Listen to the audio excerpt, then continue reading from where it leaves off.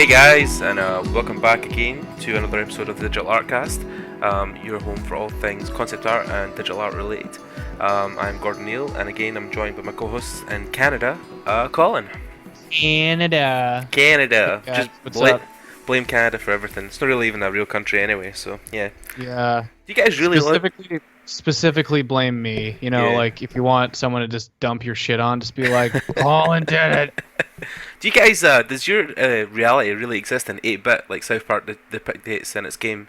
Yeah, dude. Like every time we Skype, haven't you seen my head like flapping on one tiny little like back hinge or something? Hey guys. So this week. Oh yeah, my voice is also high pitched, but we're just correcting it in like audition or something. Yeah, that's it. I was going to say this week's podcast is a boot, but no, I'm not going to do that. Oh my god! Actually, have you seen Cloudy with a Chance of Meatballs 2? Oh no, not yet. But I have seen the first one. So in that one, they're both pretty fantastic, but in that one, there's like cucumber creatures, and they're really oddly designed, but they're hilarious because like it's basically a cucumber with a split in it, and then there's eyes on the top split, and then like the section in the middle is the mouth, and the heads just like flap back and forward, and I'm just like, that's exactly like South Park. And it's hilarious because these things eat like sardines, but basically all they do is they just put sardines in between their two halves and then flap until they disappear. And I was just like, holy fucking shit, that is so funny. That was I'm sure that was. If I'm right, I don't know if this is 100% true, but I can slightly remember that my friend Matt Gazer, I'm sure he done concepting for that, or he was involved. I think he was even maybe an executive producer. I can't remember. But yeah, I'm sure Matt did work on that at one point. But yeah, Cloudy's amazing. That was based on a kid's book, right? That was a children's book? Yeah. I thought it was. Phil Lord and someone Miller took that shit and just they made two really good films out of it. They're actually the ones directing Han Solo. Oh, nice. Oh, cool. I'm kind of hoping that's just like a one movie thing and not a trilogy, because like just do one film and don't milk it. Just keep it small, you know? Yeah. I think a lot of people are having the panic button now because Disney's acquired the license for Star Wars, so they think they're going to basically just milk it as bad as the Marvel universe, and I'm hoping that's not going to be the case. So it's kind of already happening, but the reason that it's flying right now is because everything they've produced has been so good. Like even stuff like Battlefront, which is technically a flop, it's still so good that no one really has an issue right now. Yeah, and they even Large said scale, that anyway. that game was half finished, but it was still to a point that it was good enough. So no, it's funny. Like we've talked about this before, but at this point, almost a year after it was released, with the last DLC, I finally consider it a finished game. I'm waiting for the old Battlefront 2 to get announced at next year's E3. So yeah, still hoping that the guys at Visceral who did Dead Space, whatever they're working on Star Wars wise, I'm very interested in that because it looks sabry, hack and slashy combat, so it's gonna be good. Okay, so back on track. This week I have mostly been doing weeks in review. Where am I? What the hell am I doing? Oh my god, it's too late in the night for this, but what the hell? Yeah, so a week so far has been between part-time work and university.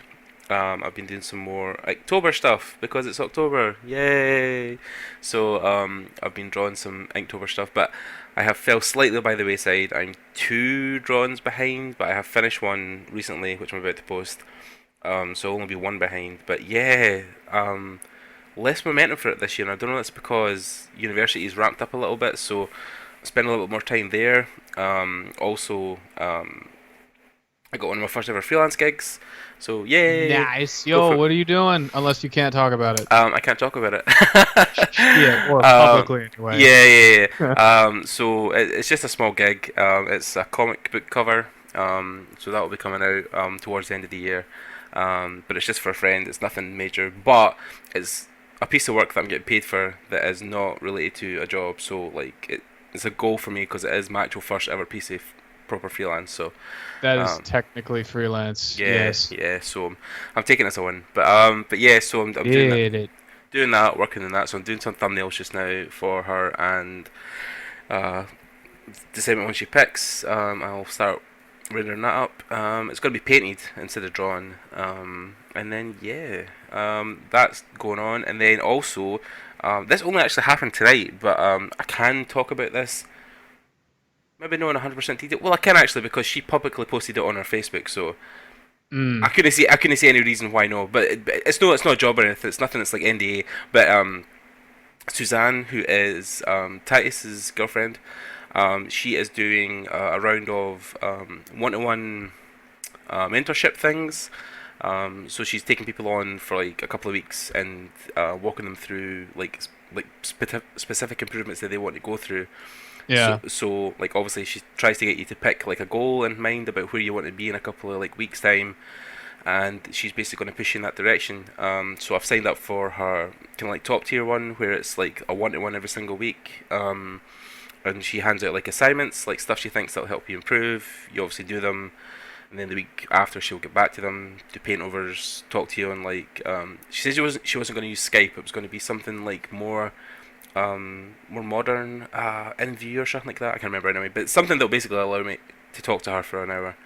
Nice. In Sweden where she is just now, and yeah, just gonna soak in as much of that as I can because I'm hoping to go for an art test in a studio just after Christmas. So I'm wanting to obviously try and rank up my skills as much as I can. And Suzanne is an amazing artist. You know, she's worked obviously at Sony with Guerrilla Games. She done stuff. You know, she worked on stuff like Horizon Zero Dawn and Killzone. And then she was at Mood for a while, so she's done work on the new Hitman game, Yeah. as well as like a lot of other stuff. So yeah, she's going to be a great teacher, and she's really good at teaching. Like even at like such a young milestone in her career, like she's on Twitch constantly, either doing paint overs or feedback, and then their own channel she does the same. So she's like, and then she used to write like really in depth blogs. Like obviously we've done the podcast, but way back in the day when I was first getting into concepting, a guy who is now a huge movie conceptor, but he was formerly Ubisoft in France, but he actually pointed me towards Suzanne's blog she did on DeviantArt years and years ago about what it's really like to be a concept artist, Mm-hmm. and yeah, I've kind of followed the work ever since until obviously just recently I've started to get to know her and talk to her more, and also I met her in person at industry workshops with Titus. But yeah, so she's brought these mentorship things up, and I was like yeah man, let's do it. So and the pricing is great. I mean, especially for the amount of like time she's going to give up to talk to you. It's Mm-hmm. very reasonable for someone who's as professional as she is. So yeah, I'm looking forward to that. I think my first meeting with her is this week. Yeah, she's only a few years older than me, right? Yeah, I think. Oh God, no. I'm not going to guess her age, but yeah, she's especially younger than me. Yeah, yeah, I'm sure because Titus just turned 30, and I'm pretty sure that she is younger than Titus and myself. Yeah. So yeah, I'm probably just a little bit older than you. But yeah, but again, she's been she said she started painting 6 years ago. But she's always like, "Oh, I'm such a beginner in the industry." I'm like, "Well, really, you've had a really good, you've had a really good career so far." But yeah, so she's going to be doing a bit of mentorship with me, which is great because I was looking at Darkins at one point to try and get him to kind of take me through stuff, but his is again very well priced because the guy is obviously super professional and like a legend to learn behind, but. It was just a little bit too much money. I was a little like, I don't think I could really spare that much cash. But Getting up into like the Craig Mullins range there. yeah. I mean, like, especially with the art portfolio he was doing, it was $900 for the art Something portfolio. like that. For I Yeah, think like a month or something or close to that. yeah. But again, for Craig, that's maybe pennies compared to what it would actually cost to hire him. But yeah, and plus the guy's a legend. Like even for him to glance over your portfolio would be an honor. So, Yeah. um, but yeah, so Suzanne is taking me on under her wing for the next couple of weeks. I don't know how long it's going to last. She did say that she's doing this first round because she's got 5 spots open for the top tier, which is the one I'm in, and then I think she's got like 10 spots open for the one below it. Bro, you're top tier. Top Holy tier. shit. Sort of. Yeah, just 'cause I'm paying the coin, but yeah. So she says she'll see how long it lasts because she wasn't sure if she's going to do like it kind of like permanently. Like it would maybe just be a month or two, and then go back to freelance, and then obviously, because for the money she's charging, even for the amount of people she's filled up already in the slots, I kind of worked out. I was thinking, well, it's for her as a professional, it's maybe not a grand amount. I mean, I could probably I could probably tell, like, because again, she's put this all over our Facebook about how much it was going to cost. So it's not like I'm really spilling secrets here, but she's Hold on, I'm just gonna go look it up right now. Yeah, yeah. So it's I think she was saying it was 150 euros for like. Oh, there we go. Yeah, a weekly one where we hang out for an hour, 150 euros, 9 hours talk time. Mhm. Cool. And then 50 euros for 2 hours talk time in one go. Mhm. Oh, so it's just two then. Yeah. Yeah. 4 out of 5 slots taken. So she has 12 people already. Holy shit. Yeah, yeah. That's a lot of time. Holy fuck. Definitely, yeah. And I was thinking, obviously, for the money she's taking in, you're even the 5 slots at 150 euros. You Dude. know, yeah. That's I mean, like, but to be fair, 9 hours for 150 euros. That's like, I don't even want to do the math there, but that's. I mean, like I guess she technically could be doing things while she's talking to people, but that's like a decent hourly rate, I guess. Yeah, I would think so, especially for someone her caliber. Definitely think it's. And she's more doing it for people. Like, yeah, it's for profit, but I think she's sort of taken the George Eliot mentality of like put knowledge out into the industry, because it'll eventually come back to you, and people will remember you as someone who helped them, and Yeah. I mean, definitely. It's. I've always been told, especially a lot of the guys I've studied books on, who are guys like Mark Zuckerberg and stuff, and they always say that the most successful people in the world are always people who bring others up with them. So Suzanne's one of the people, same as Titus and a lot of the people I've met. Sounds like my grandfather. But yeah, so she's doing a solid to everybody really, and helping them out. So it was over 6 weeks. Again, 6 weeks at 150 euros. It's just again, for what I'm getting, I think it's a decent rate. So yeah, looking forward to that. And yeah, that's pretty much it. I mean, again, just university's ramping up. Try to tidy bits off for a couple of hand-ins I've got. And painting, drawing, and yeah, Inktober, yay. So that's my couple of weeks in review. And obviously, if you guys haven't heard our previous episode, we interviewed Jort last week, and it was a while back, but we released the episode last week. And if anybody reads Imagine Effects, he was just featured in that.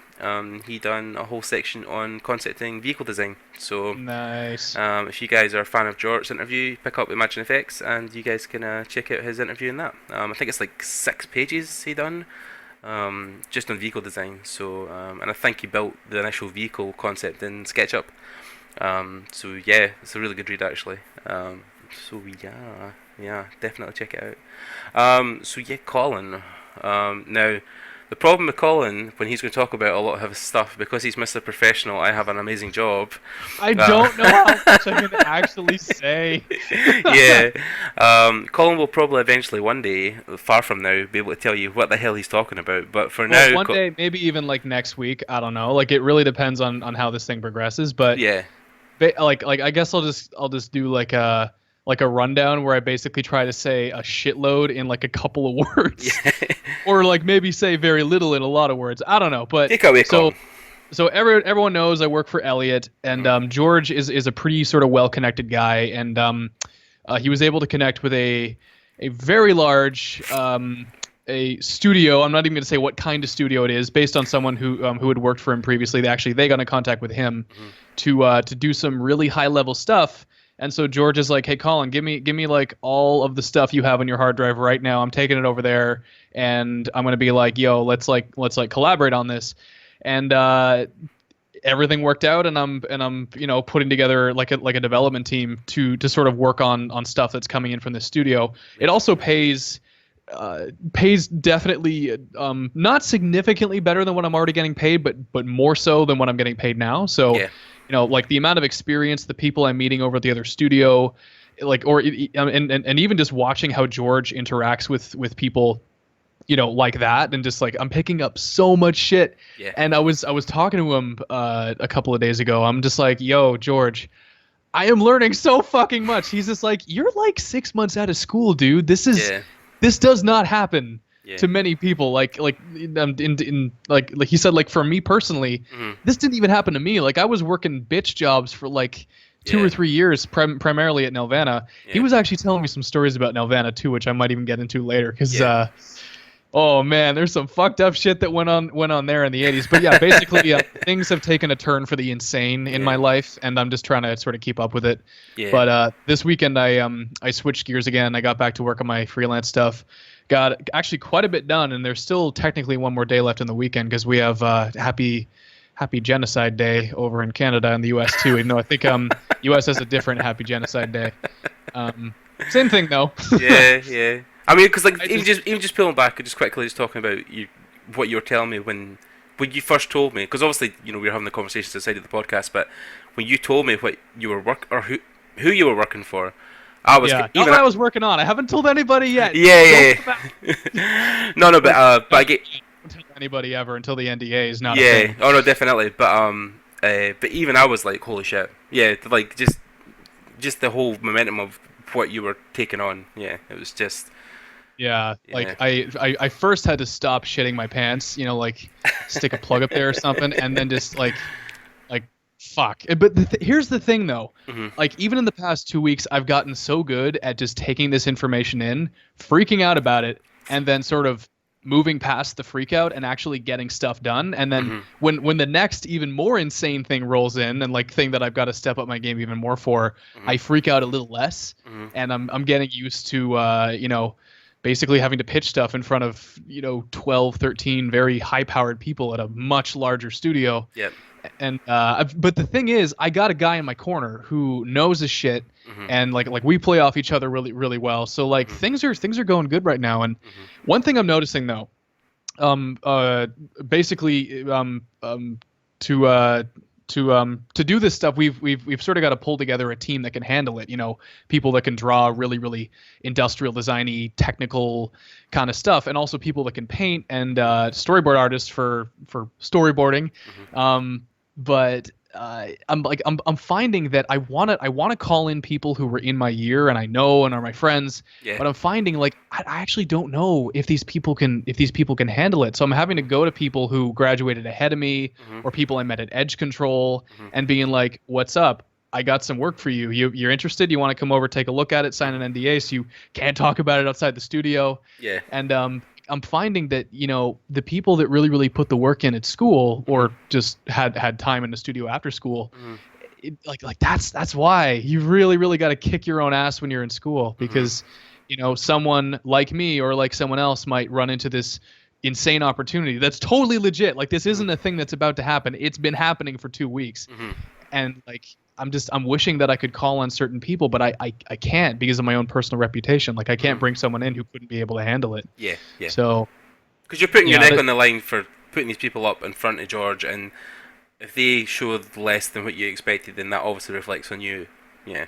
yeah, that's and I mean like that's a lesson that I got to learn real quick too, because there's a whole bunch of people that I wanted to call and I almost did, and I was just like, wait a second, like I need to evaluate, is this even a good idea? And Yeah. in most cases, no, it wasn't. I had to go to people that I don't actually know as well. Yeah. Like for example, one of them is it actually tutored me in first year, and he was graduating that year. And now all of a sudden, I'm going back to this guy. I'm like, hey, dude, you want to come work on some cool shit? And I actually don't know if he's on board yet, but I'm Right. assuming he will be, Uh huh. because he was part of a studio in Toronto that crashed. He was doing some, I think, matte painting stuff for them. But yeah, Mhm. so I don't know where it's gonna go. It's the kind of thing where it's scary, but it's also really exciting because I have no idea Mhm. what I'm gonna be doing day to day, week to week. It's just like it's cool, Yeah. But and it's that's a good, pretty it's much a all good I can say. opportunity for you. Yeah, I mean, it's like you said when you took it on, it's opening these doors that, you know, That really should not be open yet, but they yeah, they somehow are. So I'm just going with it. yeah. I mean, it's difficult because you can't say specifically what it is or who it's for, but we both know in our experience that it's a major deal. It's a big thing. Yeah. So Yeah, and I mean like that's pretty much all I got to say about it. It's yeah. If I said anymore, I'd be getting into dangerous. Here's the thing, though. I Uh, probably could mention the studio. I mhm. definitely can't mention the project because, like, it's literally unannounced NDA, especially because this is public. So yeah, I'm just Yeah. that's all I'm going to say about it for now. Mhm. Later, if things are announced or I become more comfortable with it, or George is just straight up like tell everybody, Yeah. then yeah. If But it's for now, funny. I'm keep.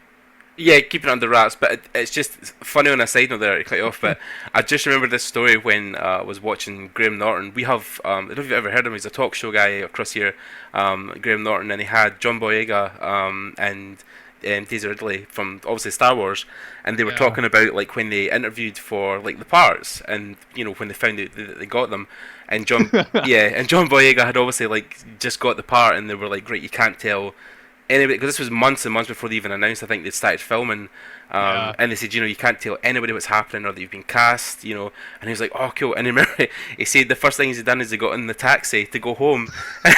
He said to the taxi driver, he was like, all right, mate, just got a part in Star Wars. And the taxi driver was like, all right.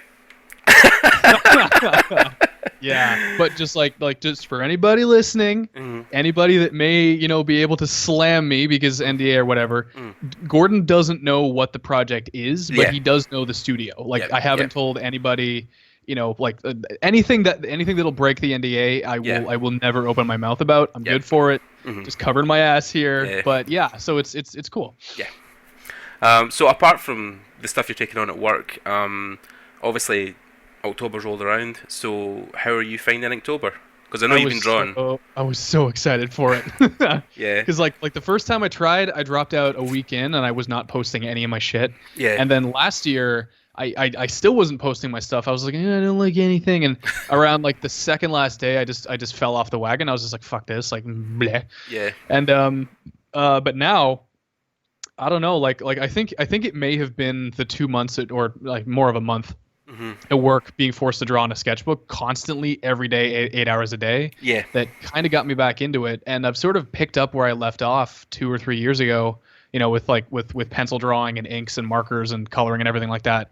I'm friggin' loving it. I don't think I'm ever gonna stop. 9 days in, or actually 10 days tomorrow, I'm just like it's reawakened the love of doing that kind of stuff. Yeah, and you even said you were happier with the stuff you were producing this year. Like, even you were liking what you were drawing. Yeah, I no longer despise certain things. I'm by no means satisfied with them, but I just look at the stuff and I'm just like, you know what? I can finally see where this thing is going. It's going to take another 5 or 6 years for me to truly be like, okay, this is awesome, but or for whatever kind of style that I'm developing to fully mature, because that's what multiple people have told me. You're going to need another 5 or 6 years of consistent development and drawing to have like a style that people go like, that's that kind of thing. But even so, like now I'm just like, it's no longer painful, at least most of the time. Yeah, I mean, because like, I think it's just an internal struggle. We've talked about this before with motivation, but it's something that everybody struggles with, which is just general motivation to draw. But I have noticed myself, the more I'm getting into painting and drawing again, and I've not been posting stuff because I'm not going to be getting into the habit to posting every single thing I'm doing, but the more I'm getting better at certain things, the more it is pushing me to do more, because I think the typical thing is obviously when you draw stuff and you hate it, you're like, no, I'm not going to draw anymore, I don't want to do this, I hate it, and you throw the sketch pad out the window. But when you start doing a little bit better, you're more motivated to do it. So yeah. You know what? The way I liken it, or I guess what I liken it to, is very, very, very slowly developing a superpower. And like every time you get a little better at it, you're like, oh shit, this is no longer lame and painful. It's actually kind of cool. Yeah. And then like you can see people who have been doing it for like years longer, and they have actual awesome superpowers, and they're blowing people's minds with it. But you understand what they're doing because you're also doing the same thing, sort of. Yeah. And like that's sort of how I see my own work. I do a thing, and I'm just like, whoa, I actually kind of like this. I should keep going now. It's like forward circular motivation, I guess, is what it kind of is. Yeah, because people obviously see success as, well, there's a kind of thing on the internet where it says success is like an iceberg, because obviously with most icebergs, as people might know how they're created, and like the polar caps, but the top obviously sticks out the top of the ocean there, but icebergs actually descend like hundreds of feet below the ocean, and what they're saying is that this bit at the bottom is all the struggles and hours you've put on task, and the top bit is what people see, and people see your drawings and go, oh my god, that's incredible, you're so talented, and you're like, nah man, I just spent like 10,000 fucking hours drawing the same thing over and over again till I could draw it good. Pretty much, yeah. And you always said you put a lot of your success down to so much life drawing throughout your time. Life drawing and just like drawing in general. Actually, I don't know if it's entirely attributed to this, but I remember in second year just sitting down and like, till 3 a.m. or all day just doing like hand studies and anatomy studies on the computer, and then also in my sketchbook, and obviously the 2 or 3 years of hardcore life drawing I did. Yeah. I can only say about 2 to 3 years because in my first year, yeah, that was hardcore. Second year, still going pretty strong. Third year, I kind of fell off a little bit, and fourth year, I was pretty much only doing it in class or when I absolutely needed to because I had my film. But Yeah. all that adds up to around 3 solid years of it. Mm-hmm. And I mean, like, I really got to get back to doing it. But yeah, like I can attribute a large chunk of what I can do now to that. You know, Yeah, definitely. drawing naked people, which is, I mean, it's still creepy. I don't get creeped out by it, but it's a creepy kind of thought. Like, yeah, but then 40, again, 50 people, yeah. the stuff you were doing was more, especially the tunes on tap kind of thing. It was kind of themed. It wasn't always like the generic life drawing stuff. You were always the same. That's some true. Some of the ones that was themes where guys were dressing up and remember the Or guy. even at Sheridan, like they did have like themed costume life drawing too, especially in fourth year. I think that's actually all it was. But Yeah. you know, Yeah, I mean, and costume again, life drawing is also a lot harder than nude life drawing. yeah, because then obviously you're building in cloth and light more than that stuff. But yeah, I mean, like even when we interviewed, or well, you interviewed Matt, you know, he always said something that you know, my friend Becca, she actually reposted it when she reshared it, but she talked about how Matt said, you know, once you have a fundamental in drawing, it emulates across everything else that you do. You know, he was talking about how guys turn into monsters who then use ZBrush or Maya, you know, that are really good 2D artists. It just walks across everything you do from then. Pretty much, yeah. Drawing is where it starts, and from then on you can branch out into 3D, into painting, or a combination of the two. But those are like the three main sort of like what you do in this industry kind of things. Yeah, and again, photos, 3D, painting, and drawing. Yeah. Yeah, and you were saying you were working with markers more and stuff like that as well, and more pen and ink. So, have you found coming back from like using the Cintiq, going back to pen and paper? Because you were saying like you rediscovered paper. Like, is that? Yeah, it's pretty much what it was. Yeah, and is that something that's obviously motivated you to draw more? Finding that again.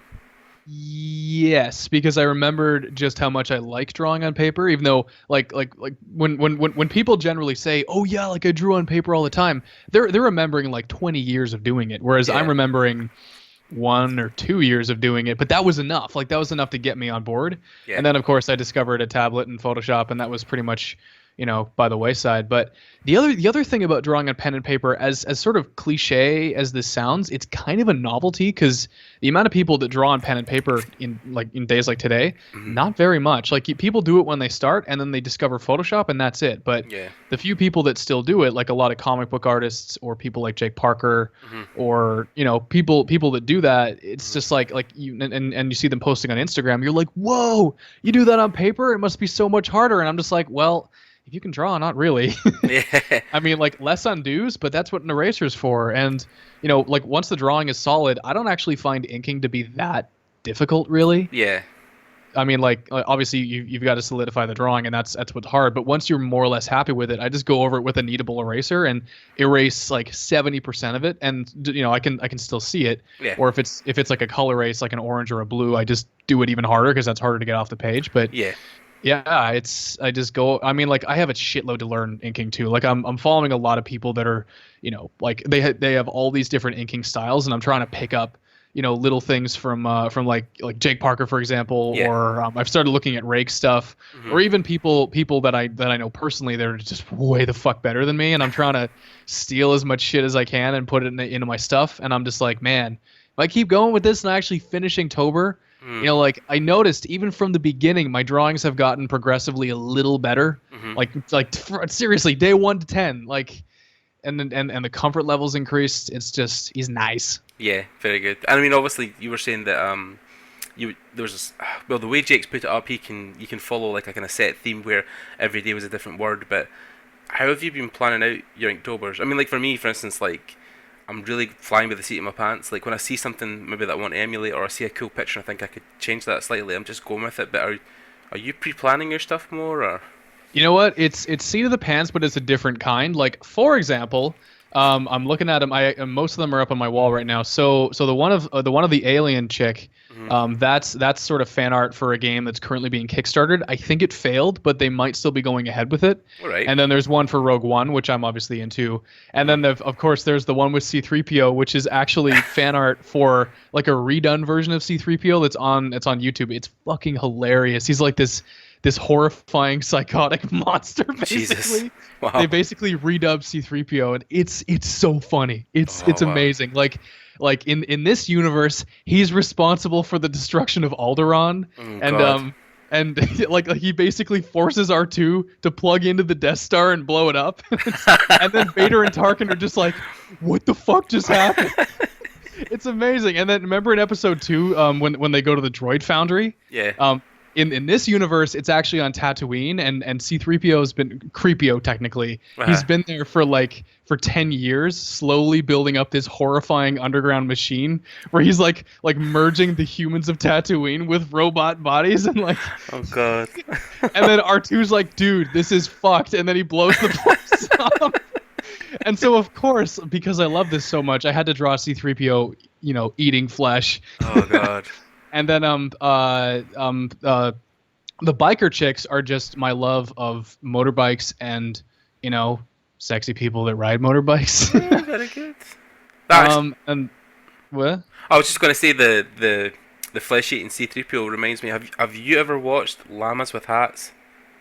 This sounds very familiar. Oh shit! It's an animation studio, and they done what else did they do? They done Charlie the Unicorn. Oh, I have seen this. Yes, yeah. yeah. So they done this thing, Llama with Hats, and it's basically two llamas, but one of them's like a psychopathic killer. Yeah. But And the other one's like, what the fuck, man? Carl. Basically, yeah. So just the see-through it totally reminded me, but yeah.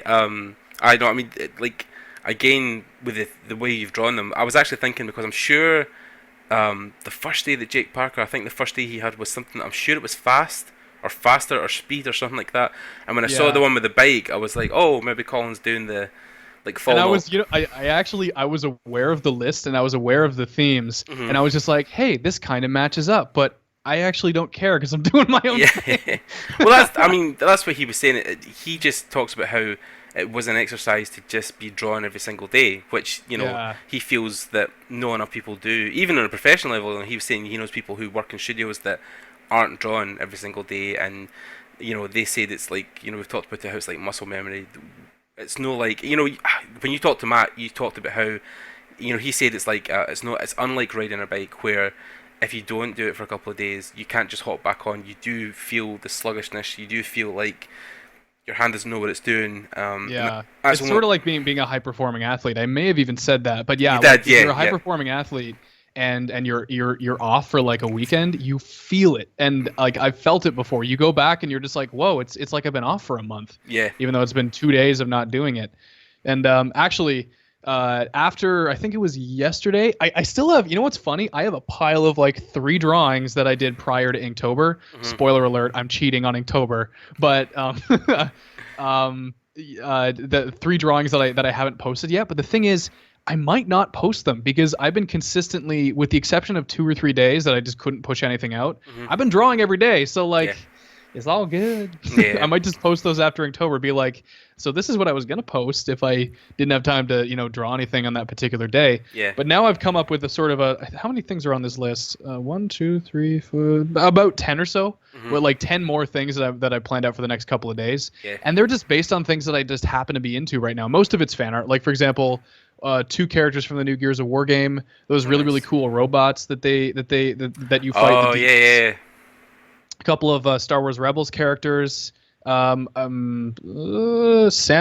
and a whole bunch of other stuff. So yeah, I'm just gonna slowly work through that list. You know what's funny? I'm still gonna have to come up with another 10 things after this though. Yeah, but it's great though because again you're getting, like you said, you're rediscovering drawing for yourself. And that is the major thing, because when the last we talked, you were talking about how you were struggling to get back into your personal work. Yep. And now all of a sudden I'm just like, but the thing is, like what I considered personal work to be before this was like sit down and do like a crazy high rendered painting, and I was like, that's personal work, like that's fan art. That's gonna make me money. I can make it into a print. I can put it up on my online store. I can start a Patreon with that kind of stuff. Yep. And that's still in the plan. But right now, I think what I need to do is and because I have freelance work and I got the crazy full-time shit going on, like I got to get myself back into like just drawing and Yeah. sketching and drawing for fun as opposed to like, oh yeah, this has got to make me so much money. And Yeah. I think that's what the difference is. And I got Jake Parker to thank for that because like Yeah. he came up with the thing, but I also have myself to thank because I forced myself to do it, except Yeah. it's no longer forcing myself because I'm actually, I mean, like I sound like I'm just sitting here right now, but I'm like halfway through a sketch, which I'm going to start inking after we probably stop. Yeah. But again, and I was talking about this with a friend the other day, another artist friend, and they were talking about they've made an Inktober playlist. I'll try and share it below, but you said that one of the greatest things that got you through a lot of times when you didn't want to draw was motivational speaking on YouTube. Is that right? You know what? I've been listening to motivational, like for example, Les Brown, Eric Thomas, who likes to really fucking yell at people, which I find hilarious. I know one guy, an African American guy. I think was it TJ or AJ or oh god, he wears like a red cap and a red jumper. Oh my god, you'll know who I'm talking about. Yeah, The guy says sounds familiar. You want he might even be Eric Thomas. No? E.T. Yeah, that's him. Yeah, E.T. He loves to yell at people. Yeah, that's it. That's the guy. That's the one guy I've listened to, and I've been like, holy shit! Like the guy's like, if you don't want it as bad as you want to breathe, tells the story about the guy walking into the ocean. Like, yeah, that's exactly it. yeah. So and that's I've just found it as bad as you want to breathe. Yeah, pretty much. Like you think it's a total myth, like you're going to be like, ah, no, this isn't going to help at all. But I've seriously listened to that stuff and thought, fuck, man, I want to start drawing. Like, I want to do something. Like it does pump you up. Like, and that's probably why this guy is so successful, because he has this thing where he can scream at people and they actually want to move. So yeah, he in one of his speeches, he was getting kind of meta with it, which was kind of funny. He was talking to an NFL team and he was just like this is my job. I'm trying to motivate an NFL team, saying this to an NFL team, and he's just like, I'm gonna give this my all because like this is some high level shit. So if I'm out here giving my all to motivate you motherfuckers, like you guys better give me your all by actually doing your friggin' job. Yeah. Like I love people like that. Yeah. And that's the difference I think with inspiring people and just like shouting at people. Like he has a way of talking to somebody that does. It's not insulting. Like you know that he knows what he's talking about. Yeah, definitely. And has that been like your drive behind when you're drawing, or are you? Sometimes yes, sometimes no. If I need it, then I put stuff like that on. My favorite speaker is probably Les Brown, right. Another African American guy. Like anytime I need to hear someone talk, I put him on, and then that's enough. Yeah, definitely. And like it's great again because it does. I think it actually extends past your drawing, because sometimes when you listen to things and you do your drawing and you walk away and you're going about your day to day, you do walk a bit more confidently. You feel like, oh yeah, I can take on the world. Let's go. Let's do this thing. And one thing that they all say is like is usually listening to like these tapes once is not enough. You gotta keep coming back and listening to the same speeches over and over and over again, because as you progress more yourself, you'll find and see different things in these speeches. And I remember all the way back in second year or third year, probably third year, because I haven't been on this train too long. Yeah. When I first started to listen to these guys, and like I was taking some things from them, but now that I've actually graduated and I've experienced a little bit of success, I'm experiencing these same things being said by these same people in the whole new light, and I'm just like, whoa. Yeah. Cool. It's amazing, because even funny enough, I actually listened to one the other day by Arnold Schwarzenegger. And people, is that the one where you're doing the commencement speech? I think it probably is something like that. But you know, there's that tapered with a couple of other things. There was even one. It's no as like screaming in your face, but Jim Carrey done inauguration speech for a graduation class. I think was it NYU or maybe something else, Caltech. Yeah. But his whole speech about like his dad failing at his job and everything. And the whole line about like you can fail at something that you hate, so you might as well try and fail at something you want to do. That was also a really good speech. So I'll try and link all of these below so you guys can watch them. But there's so much out there. You just have to go on YouTube and type motivational speech, and there's like 100 million videos that people have posted up. But I know E.T. Some of them are better than others. But yeah, definitely. I mean, like E.T., like you said, and Les Brown are probably two of the major ones, I think, because their whole job is motivational speaking, whereas Arnold Schwarzenegger, actor, whatever else, and then Jim Carrey. But then again, even with Arnold, I mean, the guy is a self-made man. Like all the training he done to become Mr. Olympian, Mr. Universe, and then obviously a successful actor, and then governor of California. And Yeah, so he's done a lot in his life, So Crazy motherfucker. yeah, but no, definitely. I mean, these things would be great for people to walk out and listen to for drawing. And again, with Inktober, because for those who don't know, Colin's trying to obviously kind of remote himself to push social media. What is your official Instagram again? What? Oh, C. Scott Searle Art. I'm gonna have to come up with like a proper name for myself at some point. Like Yeah, like the robot pencil one, or that's exactly what I was gonna say. Like Robot Pencil, or I can't think of any other ones, but something like that. Yeah, because I know robot pencil is Anthony Jones, but there's actually a guy, Marcin, that I met, or Marek. I think it's Marek, the guy I met from CG Project Red. He's Bandit Pencil.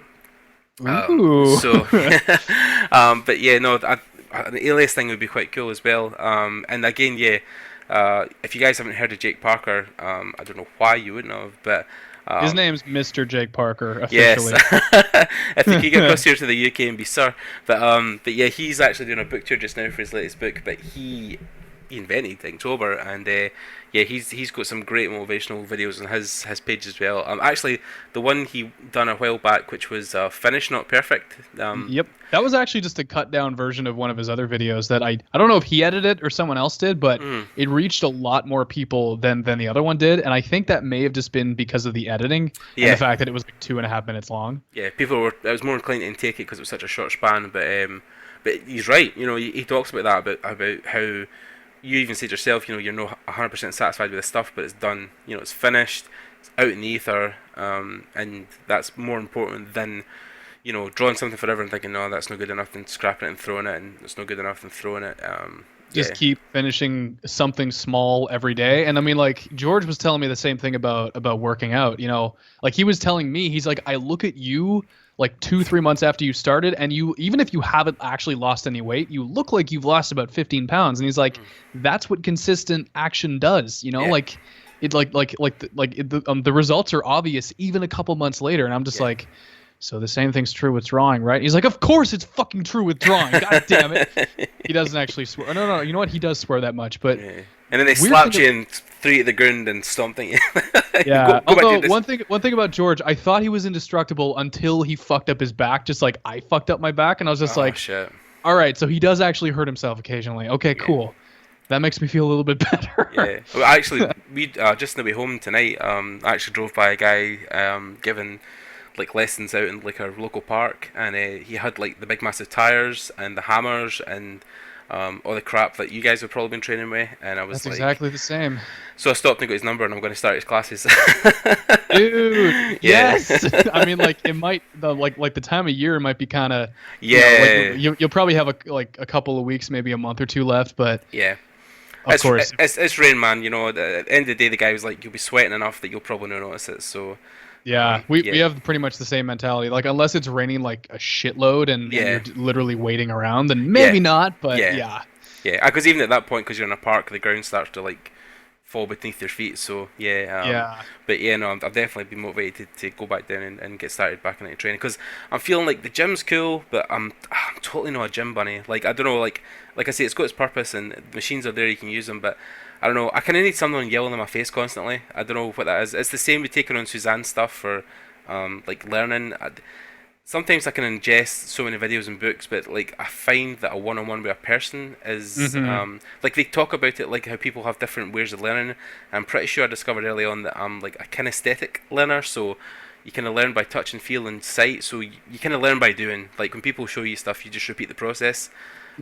So I've probably found that's more inclined to my way of learning. So I think with fitness and with art, that's probably going to help me massively. So one thing George said, one thing a whole bunch of other people have said that I've heard, and I can't remember who said it, but like you can have a personal trainer, you can have people telling you what to do, but one of the most effective things to get you out there, or even just to get you drawing, is just like not someone who's telling you what to do, but someone who's just doing it with you, because that's basically what it's become for me. Like he's no longer teaching me. He might show me like a new thing every week, but it's literally we just go together, and like other people are starting to come with us now because like they're like, oh shit, they've been going all summer. What the fuck? We should be going too. But it's more something you just do with someone, and then like you're obligated to do it. It was the same thing Jake Parker was saying with Inktober. Mm-hmm. Tell people that you're doing it and make yourself accountable, and then you will actually do it because you don't want to let people down. Yeah, definitely. You know, like, and with the fitness thing, it's a bit harder for me because I'm finding that moving my lifestyle across to art now, and obviously the stuff I'm doing, that people I was with before weren't huge gym goers, weren't big fitness guys. So, but then I'm finding sometimes when I'm going to these places, I'm actually making friends at the gym, or when I'm going to these classes, I'm hoping I'm going to be able to, you know, talk to a few people. So, you know, you can pick people up there. But yeah, definitely Make friends way faster when everyone's in extreme pain. So, oh shit, yeah, you bond over the sweat and the pain. So yeah, definitely. Yeah. Yeah. So cool. We'll cut it there, guys. But thanks again to Colin for speaking. I'll get back to his work because he's super busy, and of course I need to get to my bed and sleep. Hey. But again, I'll post all the links below for motivational talks, for Colin's artwork, for my own artwork, and then we'll be back hopefully. Planning out the week. I've still got to get an email back tomorrow morning, but we should have an interview coming up back on the next episode. And yeah, any final thoughts, Colin, before we leave? If you're not doing Inktober, get the fuck on it, and that's about all I have to say. How bad do you want it? How bad? Yeah. Yeah. Okay, guys. Remember, check us out on YouTube, or depending where you're going. We're also on iTunes. We're also on SoundCloud. We're going to be moving across to announcement. We're going to be moving across to Spotify soon, because they now do podcasts. So yay! Nice. So you can find us pretty much anywhere if you just search Digital Artcast. And of course, if you go back, we have interviews with Titus Lunter, John Verwildenberg, and of course Matt Rhodes, which we've all conducted with me or Colin, and many other topics. So yeah, check us out, Soon guys. to be a whole bunch more. Definitely. Even bigger ones. And then again, we're nearly at 100 subscribers. So just a quick shout. Holy shit, we are! Yeah. Wow. Just a shout out to everybody who subscribed so far. Thank you so much for subscribing. It means a lot to me and Colin. And yeah, this is why we do this every week, because you guys want to listen to it. So somebody's listening, Colin. Thank God. Yeah. Slowly but surely. Yeah. Consistency. That's what it's all about. Yeah. Woo. Okay, guys. Thanks for listening, and we'll catch you again next week. Bye. All right. Bye, everybody.